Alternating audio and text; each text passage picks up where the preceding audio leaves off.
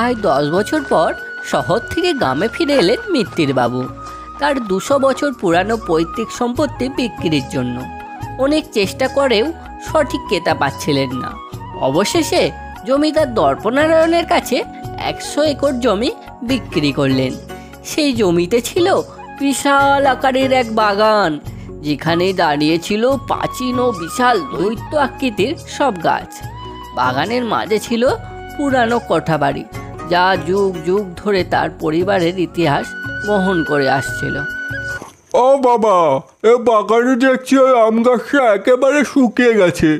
ওকে রেখে আর লাভ নেই, কালে লোক এনে ওটাকে কেটে ফেলতে হবে। মিত্তিরবাবুর বাগানটা কিনে বেশ লাভই হয়েছে। শুনেছি প্রায় 200 বছরের পুরানো বাগানটা।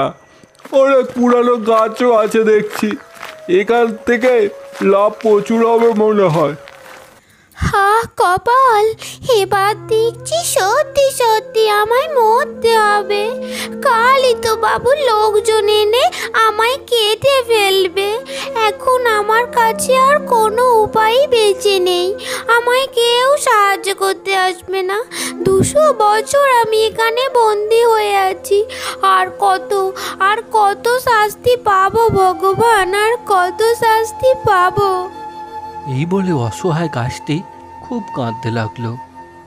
এই ফাগুন মাসে কাঁচা বাসে কুনকুনিয়ে ভ্রমর আসে, প্রেমের লাগে বুকটা করে ও দুষ্টু কোকিল ডাকে রে কুকুকু কুকুকু।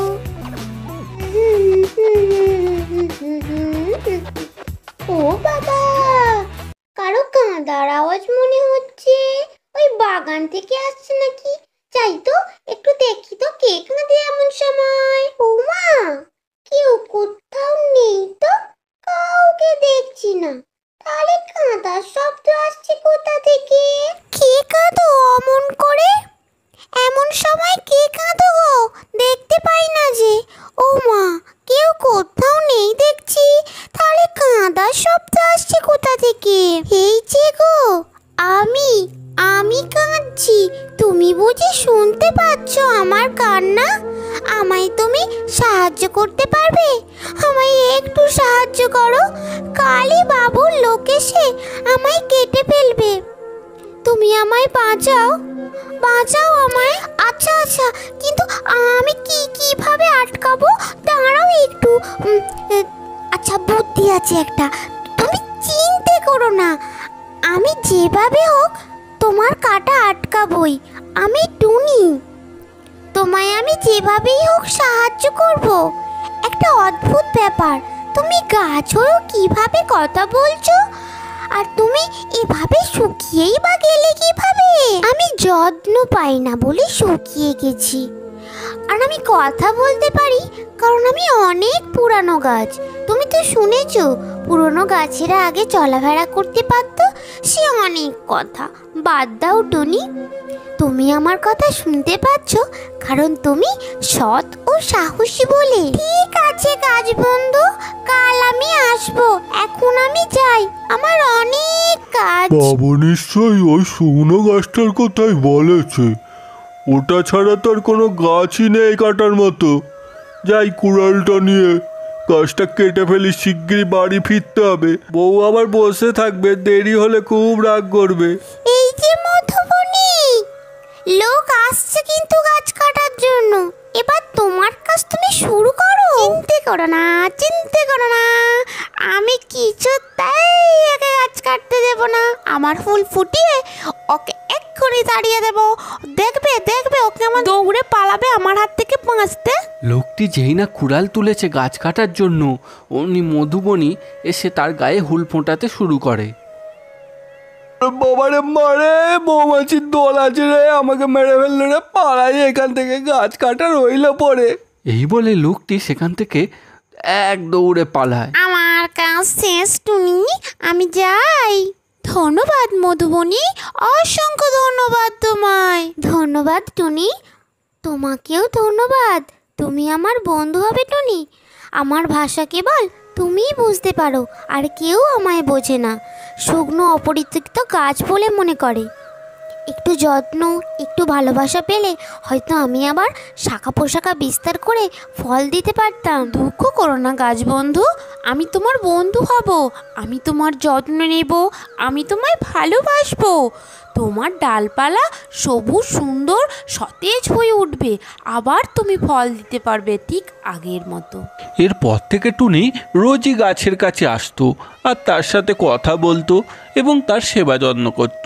কিন্তু দীর্ঘদিন কেটে যায়, টুনি জল দেয়, কিন্তু গাছের কোনো পরিবর্তনই হয় না।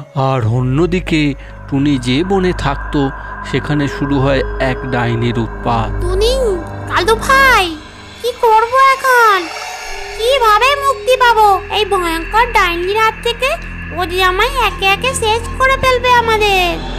আমাদের যত দূর সম্ভব পালাতে হবে, বুঝলে টনে? না হলে আমরা কেউ পানে বাঁচবো না। এ কি বলছো কালুদা?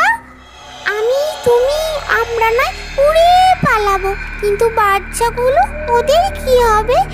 আর ময়না যে সবে সবে ডিম দিয়েছে, ও কি করে ওর ডিমগুলো ফেলে চলে যাবে বলো তুমি? মারলে মারবো, আমি আমার ছানাদের ছেড়ে কোথাও যেতে পারবো না টুনি। আমার কিছু হয়ে গেলে তুই আমার ছানাদের দেখিস। কথা দে বোনামায়, কথা দে, ওই দুষ্টু ডাইনির হাতে আজ নয় কাল আমরা মরেই যাব রে, আমরা মরেই যাব। আমায় একটা উপায় বার করতেই হবে ময়না, এভাবে ভেঙে পড়লে চলবে না, আমাদের শক্ত থাকতে হবে, লড়াই করতে হবে। কাঁদিস না রে, কাঁদিস না। টুনি, ময়না, ডাইনি আমাদের ঘরে, বাকুমের ঘরে, এমনকি বাবুয়ের ঘরেও আগুন লাগিয়ে দিয়েছে। বাবুই আর ওর ছানারা পুড়ে মারা গেছে। কি করব এখন? কোথায় যাব আমরা? টুনি কি করবে, কোথায় যাবে, কোনো উপায় খুঁজে পায় না। এরপর টুনি উঠতে উঠতে যায় সেই গাছ বন্ধুর কাছে, গিয়ে সেখানে খুব কাঁদতে থাকে এবং গাছকে সব কথা বলতে থাকে। কি হয়েছে টুনি, এমন ভাবে কাঁদছো কেন? কেঁদো না অমন করে, কি হয়েছে আমায় বলো। তখনই টুনি গাছকে তাদের জঙ্গলের সেই ধ্বংসলীলার কথা বলে। বুঝেছি টুনি, বুঝেছি এটা কার কাজ। ও হচ্ছে লালি ডাইনি। ওর মতো বিভৎস হিংস্র ডাইনি আর কোথাও নেই। ওর জন্যেই আজ আমার এই অবস্থা, জানো? আমি যে তোমায় কোনো সাহায্যই করতে পারবো না। টুনি, তুমি আমায় ক্ষমা করো, তুমি আমায় এত সাহায্য করেছো, কিন্তু তোমার এই দুঃখের দিনে আমি তোমায় কোনো সাহায্যই যে করতে পারছি না। আমার খুব খারাপ লাগছে টুনি। ঠিক তখনই টুনির চোখের জল গাছের ওপরে পড়ে, আর পড়ার সঙ্গে সঙ্গে গাছ পরিণত হয় এক সুন্দর আম গাছে। দেখো দেখো গাছ বন্ধু, তুমি তোমার রূপ ফিরে পেয়েছো। আমি এতটা কষ্টে আছি যে তোমার এমন সুখের দিনও একটু মন খুলে হাসতে পারছি না গো বন্ধু। আমার যে খুব বিপদ, আমাকে এক্ষুনি ফিরে যেতে হবে জঙ্গলে। আমি আসি এখন, তুমি ভালো থেকো বন্ধু। দাঁড়াও টুনি, দাঁড়াও, এখন আমি তোমায় সাহায্য করতে পারি। আমি আমার শক্তি ফিরে পেয়েছি, দাঁড়াও তুমি।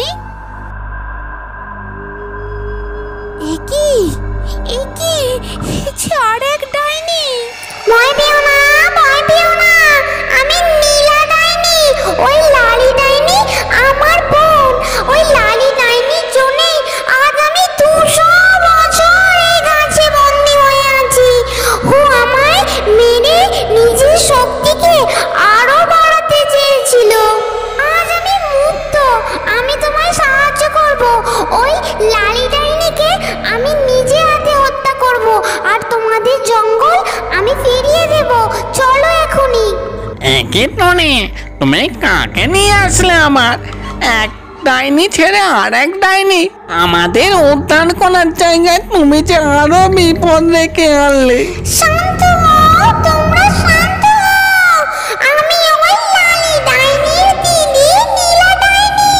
ও আমাকেও মারতে চেয়েছিল। 200 বছর বন্দি করে রেখেছিল আমায় একটা গাছের মধ্যে। ওর মৃত্যু আমার হাতে আছে। আমি তোমাদের কথা দিচ্ছি, তোমাদের